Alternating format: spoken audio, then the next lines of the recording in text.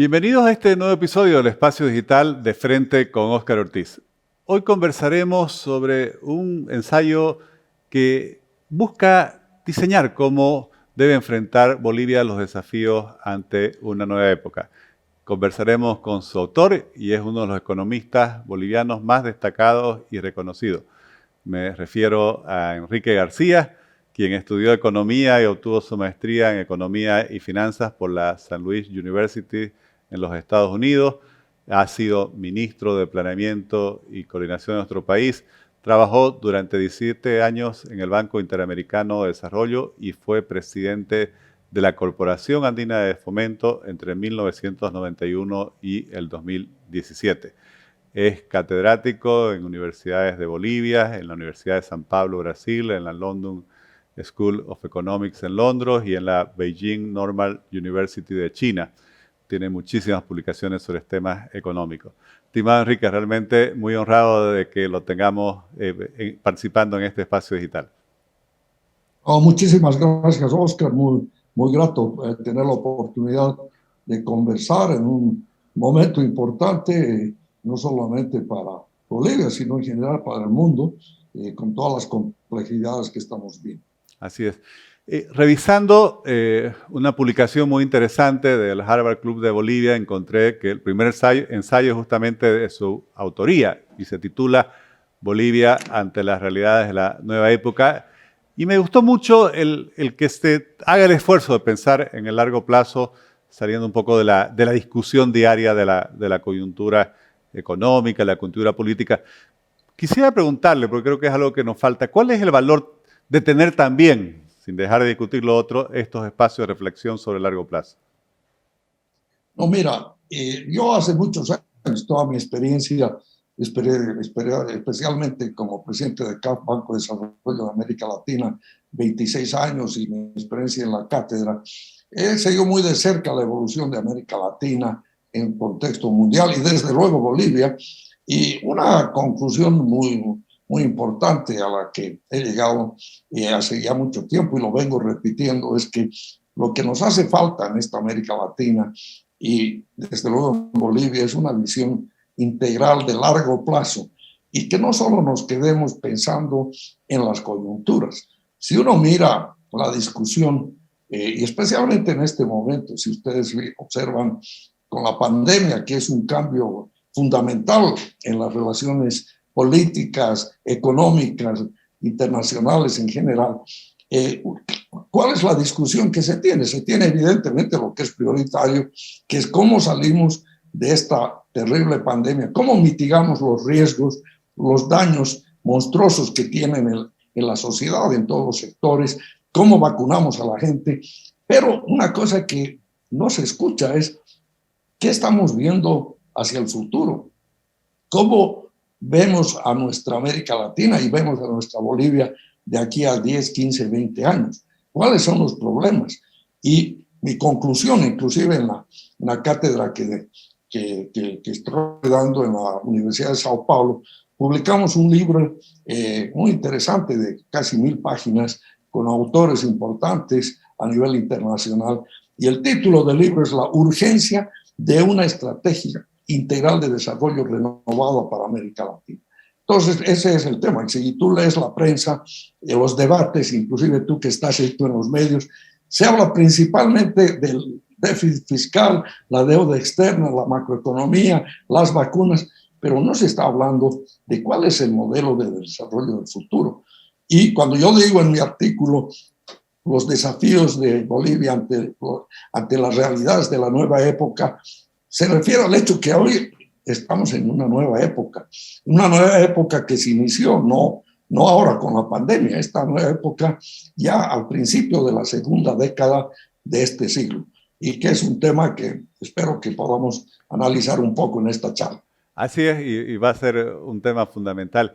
Quisiera consultarle si al inicio usted, cuando hace la introducción al ensayo, comenta que Bolivia tiene un potencial de desarrollo mucho más importante que el que hemos logrado hasta el momento, y a pesar de los esfuerzos que se han hecho en las últimas décadas y que hemos tenido determinados niveles de crecimiento económico, el rezago, la brecha con relación a los otros países, los vecinos, los sudamericanos, pareciera no alterarse, no acortamos la diferencia de desarrollo que tenemos. Y ahí mi pregunta es un poco, ¿a qué se debe eso? ¿Cuáles son las principales causas de que no disminuyamos esa brecha con nuestros otros países sudamericanos, latinoamericanos? No, mira, en general, esta conclusión sobre Bolivia también es aplicable a la América Latina. Y déjame mencionar brevemente, si tú te remontas al principio de la década de los 60, naturalmente yo ya estaba en la universidad, tú estabas seguramente en el kindergarten. En ese momento, lo que uno veía era la región más próspera de las zonas en desarrollo del mundo, era América Latina y Brasil el país del futuro. Bueno, ha pasado tantas décadas y la verdad es que la región ha perdido importancia relativa. Imagínate que Corea, que la China, eran ínfimos al lado de América Latina. Y hoy día, mira dónde están. Y nosotros nos hemos estancado. Bueno, y el caso de Bolivia es claramente igual en ese contexto. Ahí hay lo que yo llamo un poco los ismos. Me inventé una palabra, una frase y que la hace reír a veces a la gente, que se llama el refundacionalismo sistémico crónico recurrente. ¿Qué es eso? ¿Cómo se come eso? Bueno, es que cuando llega el nuevo jefe de Estado, llega el nuevo ministro a su despacho, el nuevo subsecretario, el nuevo bartender, el nuevo administrador del restaurante, lo primero que hace cuando se posesiona es decir, hoy comienza la historia.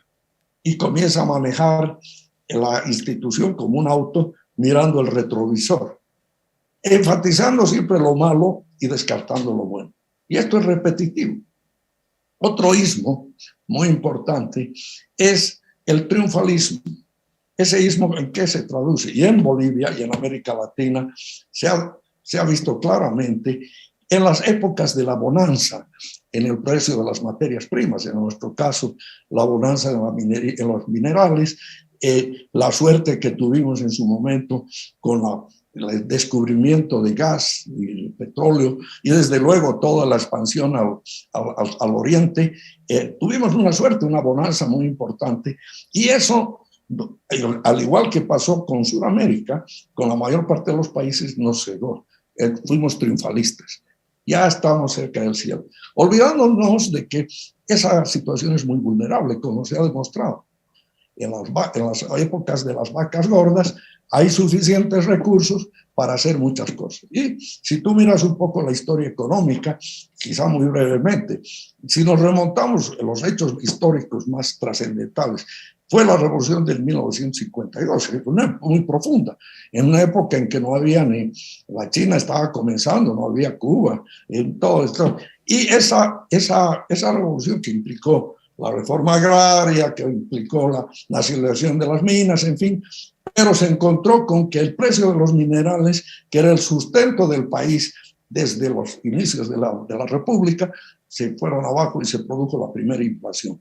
Una hiperinflación seria que le tocó al gobierno del doctor Siles Suazo hacer un plan ortodoxo de estabilización con el apoyo de un asesor externo, Jackson Eder, y del Fondo Monetario. Fue dificilísimo en la época de la revolución, etc. Sin embargo, tuvo éxito y bajó la inflación.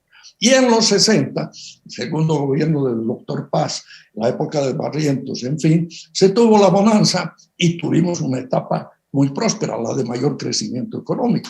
Luego vinieron momentos difíciles en los 70 y bueno, recordemos la hiperinflación que generó en los años 80 y precisamente el propio presidente Siles Suazo, que había sido el que resolvió la primera inflación, fue el que causó la segunda, y el doctor Paz, que fue el que originó la primera inflación, tomó el poder y logró la estabilización que le dio al país también una ventana muy importante. Y eso nos ha venido pasando. Y un buen ejemplo, el más relevante quizás es lo que nos ha pasado en este país en los últimos, después del 2003-2004. Ha sido la bonanza más grande en los precios. Y hemos creído que habíamos pasado ya la brecha. Entonces, ese es el ismo. Y después nos viene el otro ismo, que es el pesimismo. ya todo es negro, no podemos hacer nada. Entonces, es un tema de actitud. Y yo diría que el problema más delicado que tenemos en el país, aparte de las brechas que quizá vamos a hablar más adelante, es la institucionalidad. El hecho de que no hay unas agendas integrales que requieren de consensos en el plano político, en el plano de la sociedad. Entonces, todo este conjunto nos ha llevado a que nos hemos quedado muy concentrados en los productos de las materias primas con poca elaboración, muy sujetos a la volatilidad internacional. Y lo que viene ya desde el año 2011, 2012, esta nueva época de la cuarta revolución industrial nos muestra que las brechas son y serán mucho más grandes si no nos ponemos las pilas en lograr esos consensos entre los jugadores de la política y la sociedad en general. A mí me quedó también un tema que me interesó muchísimo y es ese repaso histórico tan valioso que usted realiza prácticamente de los últimos 100 años de economía boliviana. Y es que desde los años 30 prácticamente el país, con la reforma constitucional que hubo en ese momento, adopta, incluso a nivel de la Constitución, un sistema donde el Estado tiene el rol central en la búsqueda del desarrollo económico, con ciertos paréntesis que han habido en momentos con mayor apertura a las ideas liberales. Usted, que es un obsesionado de la búsqueda del desarrollo, tanto que transformó lo que era la CAF de exclusivamente andina en un banco de desarrollo para toda América Latina, me gustaría saber cuál es su criterio, dónde está ese equilibrio para que ese rol del Estado no sea excluyente del desarrollo del sector privado y ambos se complementen para impulsar el progreso económico y social del país. No, ese es un punto muy importante, Oscar. Yo creo que en el ADN de nuestra sociedad está muy metido este concepto del nacionalismo y del estatismo, que comenzó realmente después de la guerra del Chaco, cuando se nacionalizó en la época del presidente Toro, el presidente Bush, en fin, y estaba muy metido. Esto ha estado muy metido en la cabeza de la gente, al extremo de que en los gobiernos de la época de la bonanza, digamos, que vamos a los años 50, a los años 60, gobiernos Paz Extensor, Barrientos, en fin, vamos a la larga etapa de la presidencia del general Banzer, que lo mismo ha sido básicamente el Estado fue fortalecido. Eso no quiere decir que no había espacio al sector privado, sí lo había, pero muy exageradamente. Y las pocas veces que ha habido, siendo muy objetivos, en la etapa del gobierno de Sánchez Lozada, que se adoptó un modelo de mayor apertura, innovador, por cierto, porque fue una cosa medio extraña la capitalización y el buscar esa combinación entre el sector público y privado, dar participación a la sociedad en los fondos de pensiones, todo eso. Sin embargo, la sociedad no lo entendió y vimos los resultados políticos.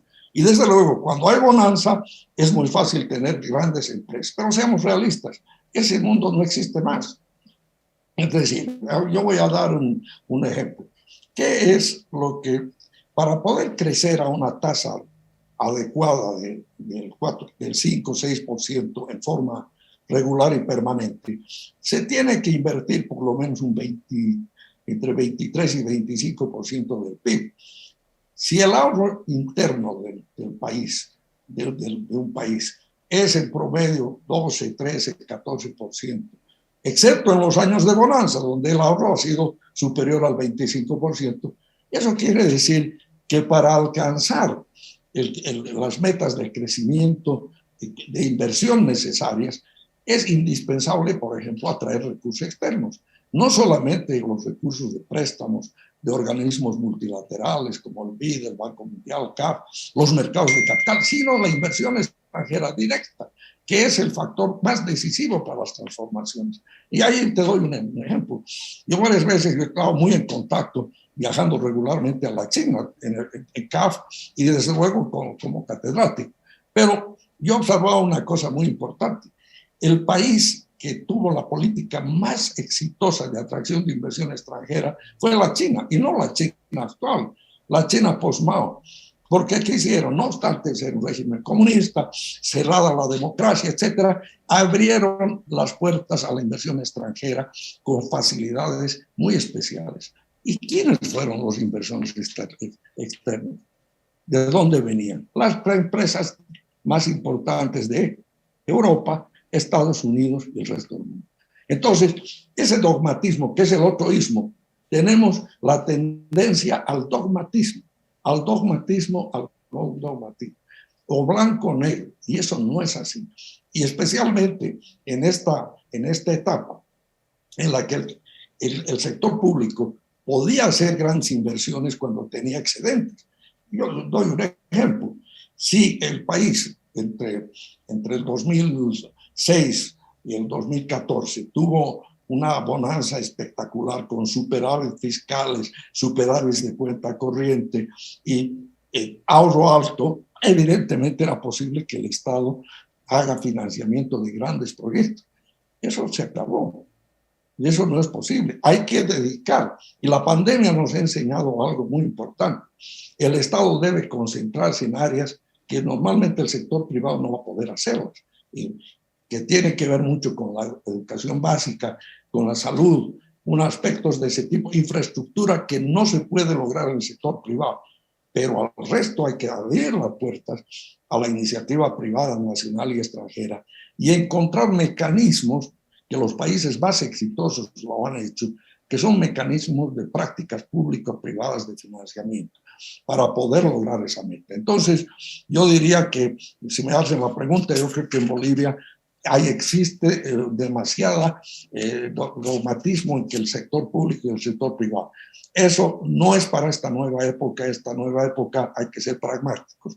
El ismo más importante es el pragmatismo, importante, y para eso lograr que el sector privado tenga oportunidades con reglas del juego claras y combine con el sector público los esfuerzos. Pero lamentablemente se nota en la región, en América Latina en general y en Bolivia en particular, demasiada polarización por temas que son más de carácter coyuntural.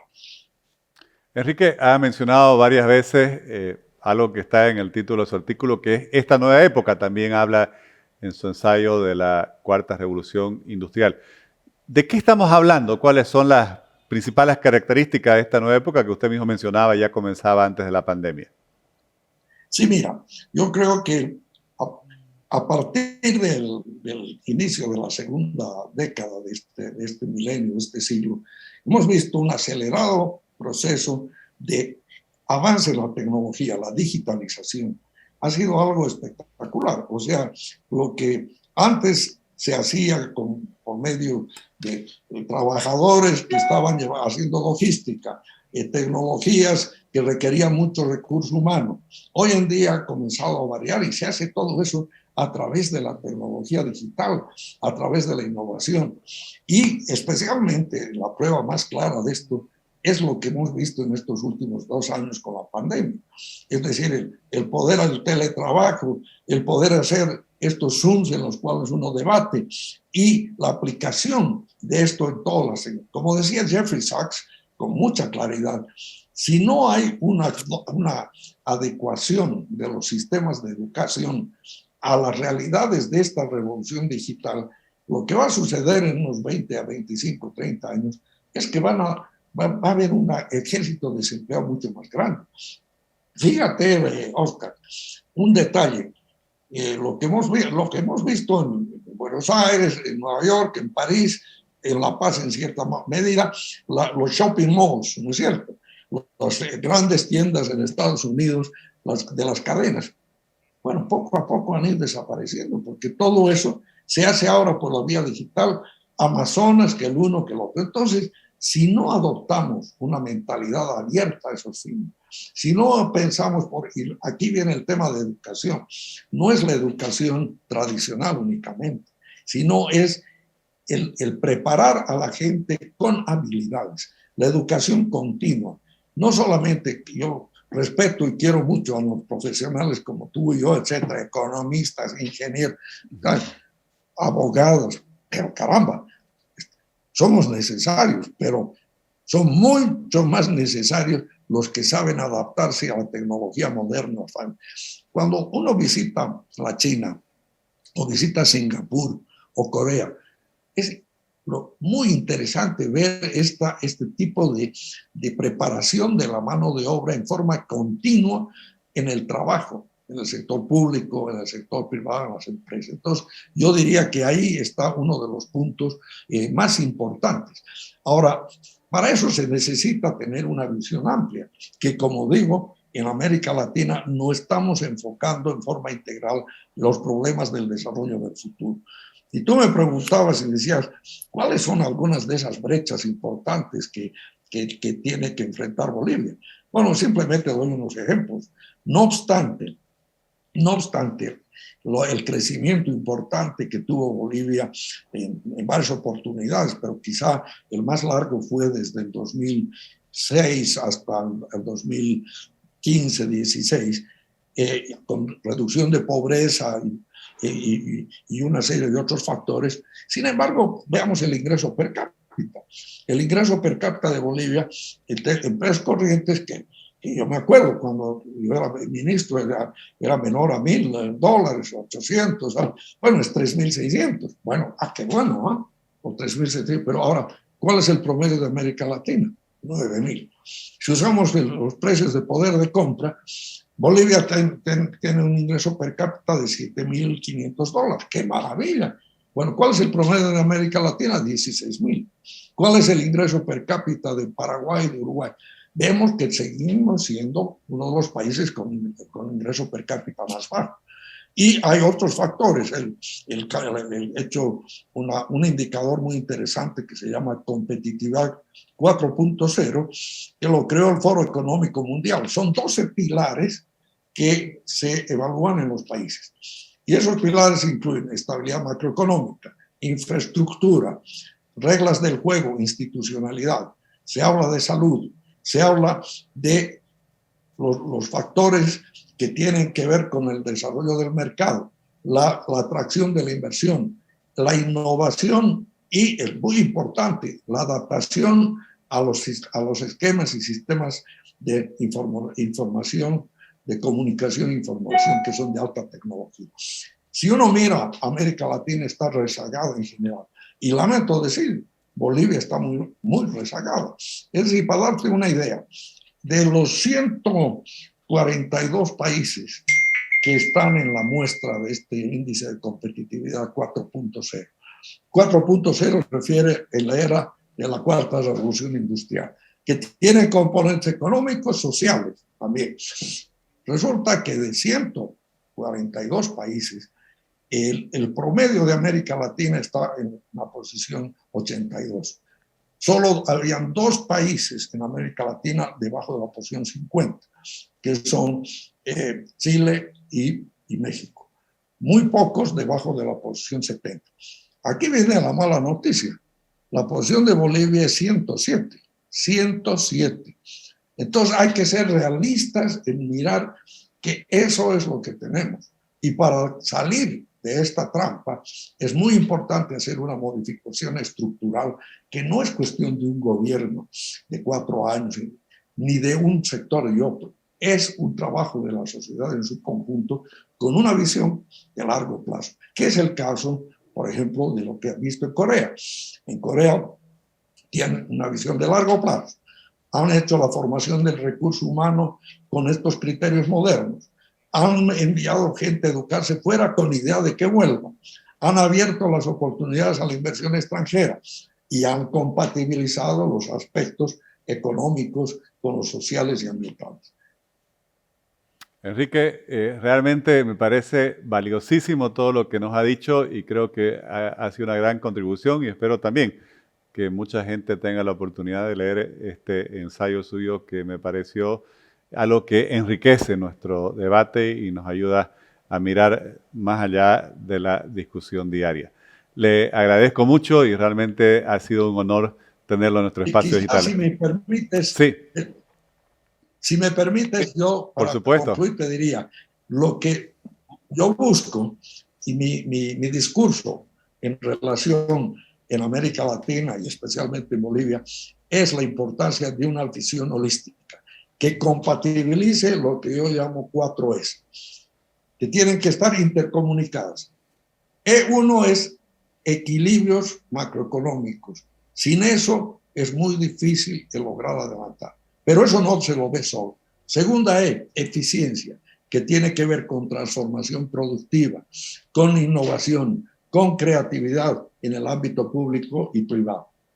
Tercera, eso no es suficiente. La tercera es equidad e inclusión social. Hay que crear las condiciones para que todos los ciudadanos tengan oportunidades de desarrollarse y que haya una razonable equidad.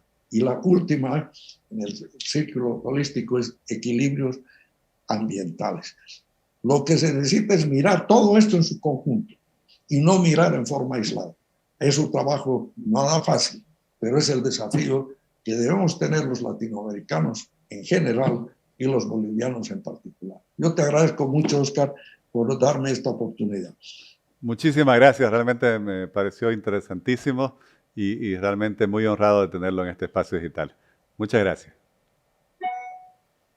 Un gran abrazo. Gracias, gracias.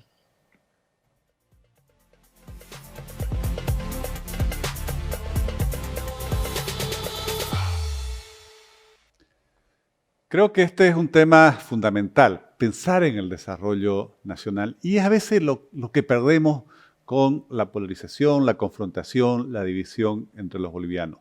El planteamiento de Enrique García, un boliviano tan destacado que tuvo una gestión reconocida a nivel internacional, transformando lo que era la Corporación de Línea de Fomento en la CAF, Banco de Desarrollo para América Latina, es muy valioso, es tener una visión de largo plazo, una visión en la cual enfrentemos los desafíos de esta nueva época en la cual la digitalización está cambiando no solo nuestra forma de vivir, sino también la economía y toda la relación económica y comercial entre proveedores y consumidores, pero también entre las naciones. Y aquí no hay que engañarse. Si bien hemos avanzado en materia de crecimiento económico en los años anteriores, especialmente cuando habían los ingresos extraordinarios por los altos precios de las materias primas, los otros están avanzando aún más rápido que nosotros y ese rezago, esa brecha, ese atraso, lamentablemente continúa. Este es uno de los principales debates que debe encarar el país para realmente poder desarrollarse y que este siglo XXI realmente lo aprovechemos para dejarle a las nuevas generaciones un país desarrollado y no sigamos con el permanente lamento de nuestro atraso y subdesarrollo. Les agradezco por habernos acompañado en este nuevo episodio del Espacio Digital de Frente con Óscar Ortiz.